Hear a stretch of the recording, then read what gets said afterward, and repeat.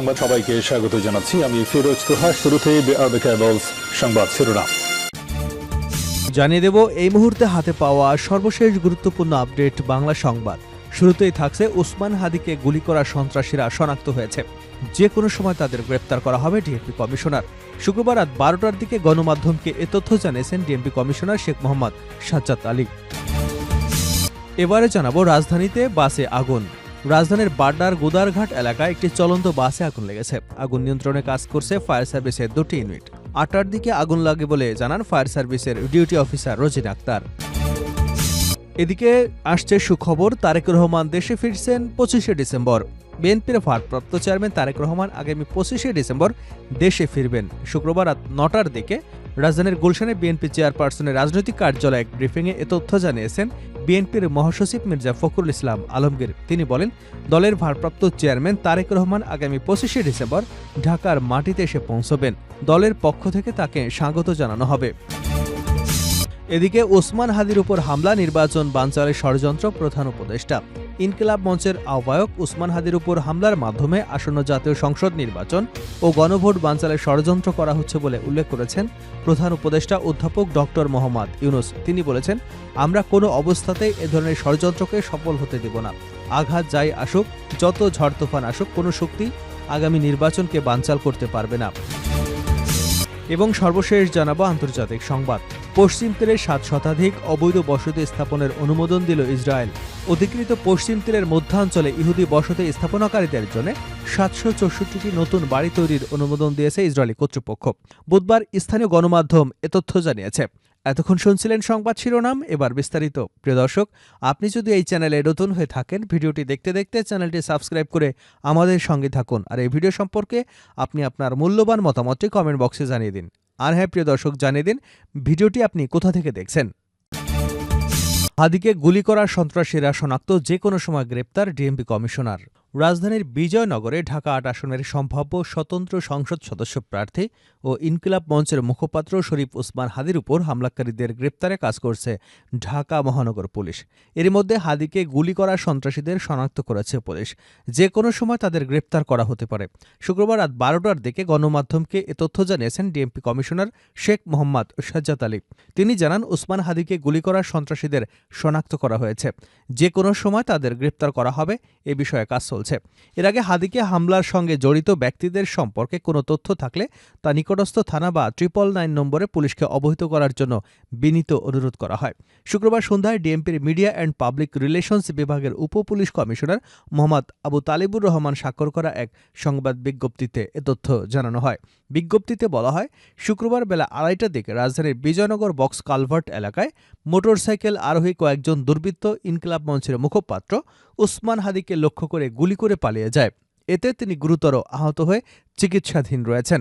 DMP এই ন্যাক্কারজনক এবং কাপুরুষোচিত হামলার তীব্র নিন্দা জানাচ্ছে। ঘটনার সংবাদ পাবার পরপরই পুলিশ ঘটনাস্থল পরিদর্শন করে এবং ঘটনাস্থলের আশেপাশের সিসিটিভি ফুটেজ সংগ্রহ এবং বিশ্লেষণ করে জড়িতদের শনাক্ত ও গ্রেপ্তারে আন্তরিক প্রচেষ্টা অব্যাহত রেখেছে।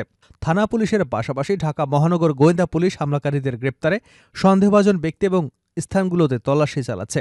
বিজ্ঞপ্তিতে আরও বলা হয়, সম্প্রতি ঘটে যাওয়া বিভিন্ন চাঞ্চল্যকর ঘটনার মধ্যে এই ন্যাক্কারজনক হামলার ঘটনায় জড়িতদের দ্রুত গ্রেপ্তার করা সম্ভব হবে বলে তিনি আশা করেন। এ ঘটনায় নগরবাসীকে আতঙ্কিত না হয়ে ঘটনায় জড়িতদের সম্পর্কে কোনো তথ্য থাকলে তা নিকটস্থ থানা বা 999 নম্বরে পুলিশকে অবহিত করবার জন্য বিনীত অনুরোধ জানায় ডিএমপি। এছাড়া সুষ্ঠু নির্বাচনের জন্য আইনশৃঙ্খলা পরিস্থিতি সমুন্নত রাখা এবং নগরবাসীর জানমালের নিরাপত্তা রাখার জন্য ঢাকা মেট্রোপলিটন পুলিশ আন্তরিকভাবে কাজ করছে বলেও সংবাদ বিজ্ঞপ্তিতে জানানো হয়। রাজধানীতে চলন্ত বাসে আগুন। রাজধানীর বাড্ডার গুদারাঘাট এলাকায় একটি চলন্ত বাসে আগুন লেগেছে। আগুন নিয়ন্ত্রণে কাজ করছে ফায়ার সার্ভিসের 2টি ইউনিট। রাত 8:45টার দিকে আগুন লাগে বলে জানান ফায়ার সার্ভিসের ডিউটি অফিসার রোজিনা আক্তার। তিনি বলেন, আমাদের কাছে খবর আসে বাড্ডার গুদারঘাটের এলাকায় একটি চলন্ত বাসে আগুন লেগেছে। খবর পেয়ে বারিধারা ফায়ার স্টেশনের 2টি ইউনিট ঘটনাস্থলে পৌঁছে আগুন নিয়ন্ত্রণে কাজ করছে। প্রাথমিকভাবে আগুন লাগার কারণ এবং বাসে যাত্রী ছিল কিনা তা জানতে পারেনি ফায়ার সার্ভিসের এই কর্মকর্তা। তারেক রহমান দেশে ফিরছেন 25শে ডিসেম্বর। বিএনপির ভারপ্রাপ্ত চেয়ারম্যান তারেক রহমান আগামী 25শে ডিসেম্বর দেশে ফিরবেন। শুক্রবার রাত 9:30টার দিকে রাজধানীর গুলশানে বিএনপি চেয়ারপারসনের রাজনৈতিক কার্যালয়ে এক ব্রিফিংয়ে এ তথ্য জানিয়েছেন বিএনপির মহাসচিব মির্জা ফখরুল ইসলাম আলমগীর। তিনি বলেন, দলের ভারপ্রাপ্ত চেয়ারম্যান তারেক রহমান আগামী 25শে ডিসেম্বর ঢাকার মাটিতে এসে পৌঁছবেন। দলের পক্ষ থেকে তাকে স্বাগত জানানো হবে। তারেক রহমান 2007 সালে তৎকালীন 1-11 সরকারের সময় গ্রেপ্তার হন।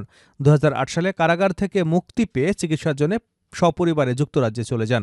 এরপর থেকে যুক্তরাজ্যের লন্ডনেই রয়েছেন তিনি। ছাত্র জনতার গণঅভ্যুত্থানে গত বছরের 5 অগাস্ট আওয়ামী সরকারের ক্ষমতাচ্যুত হলে বিভিন্ন মামলায় তারেক রহমানের সাজা রায় বাতিল হয়। এছাড়া কোনো মামলায় আইনি প্রক্রিয়া অব্যাহতি পান তিনি।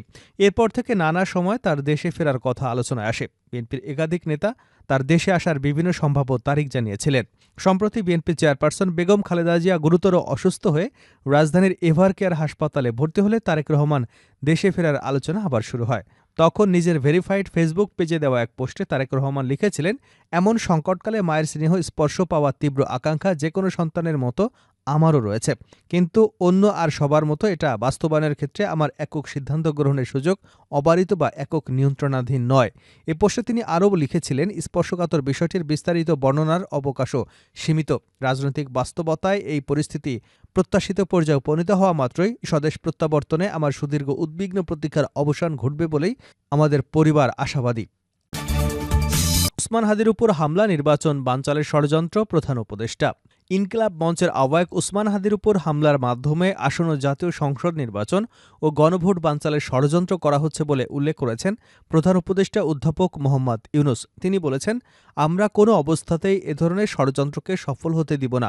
আঘাত যাই আসুক, যত ঝড় তুফান আসুক, কোনো শক্তি আগামী নির্বাচনকে বানচাল করতে পারবে না। শুক্রবার রাষ্ট্রীয় অতিথি ভবন যমুনায় উপদেষ্টা পরিষদের কয়েকজন সদস্য এবং আইনশৃঙ্খলা রক্ষাকারী বাহিনীর গুরুত্বপূর্ণ কর্মকর্তাদের নিয়ে একটি জরুরি বৈঠকে প্রধান উপদেষ্টা একথাগুলো বলেন। বৈঠকে প্রধান উপদেষ্টা বলেন, ইনকিলাব মঞ্চের মুখপাত্র ও ঢাকা ৮ আসনের সম্ভাব্য স্বতন্ত্র প্রার্থী শরীফ ওসমান হাদির হামলা অন্তর্বর্তীকালীন সরকারের মেয়াদকালে অন্যতম উদ্বেগজনক ঘটনা। এই হামলা বাংলাদেশের গণতান্ত্রিক অভিযাত্রার উপর সুপরিকল্পিত আঘাত। এর মাধ্যমে পরাজিত শক্তি দেশের অস্তিত্বকে চ্যালেঞ্জ করবার দুঃসাহস দেখিয়েছে। পশ্চিম তীরে 7 শতাধিক অবৈধ বসতি স্থাপনের অনুমোদন দিল ইসরায়েল। অধিকৃত পশ্চিম তীরের মধ্যাঞ্চলে ইহুদি বসতি স্থাপনাকারীদের জন্য 764টি বাড়ি তৈরি করবার অনুমোদন দিয়েছে ইসরায়েলি কর্তৃপক্ষ। বুধবার স্থানীয় সংবাদ মাধ্যম এ তথ্য নিশ্চিত করেছে। ইসরায়েলি প্রচার মাধ্যম চ্যানেল 7 অনুসারে সরকারের উচ্চ পরিকল্পনা পরিষদ পশ্চিম তীরের মধ্যাঞ্চলে রামাল্লার পশ্চিমে হাশমোনাইমে অবৈধ বসতি স্থাপনের জন্য 478টি বাড়ি, বেইতার ইদিলিতে 230টি বাড়ি এবং গিভাত জেইবে 56টি ইউনিট নির্মাণে সম্মত হয়েছে। তবে এ নিয়ে ইসরায়েলি কর্তৃপক্ষ কোনো আনুষ্ঠানিক বিবৃতি দেয়নি। ইসরায়েলি প্রধানমন্ত্রী বেনিয়ামিন নেতানিয়াহু সরকার 2022 সালের শেষের দিকে ক্ষমতা গ্রহণের পর থেকে অধিকৃত পশ্চিম তীর জুড়ে বসতি নির্মাণ আরও বেড়েছে। স্থানীয় গণমাধ্যম জানিয়েছে, বর্তমান সরকারের মেয়াদ শুরু হবার পর থেকে অধিকৃত অঞ্চল জুড়ে বসতি স্থাপনাকারীদের জন্য 51,370টি বাড়ির অনুমোদন করা হয়েছে।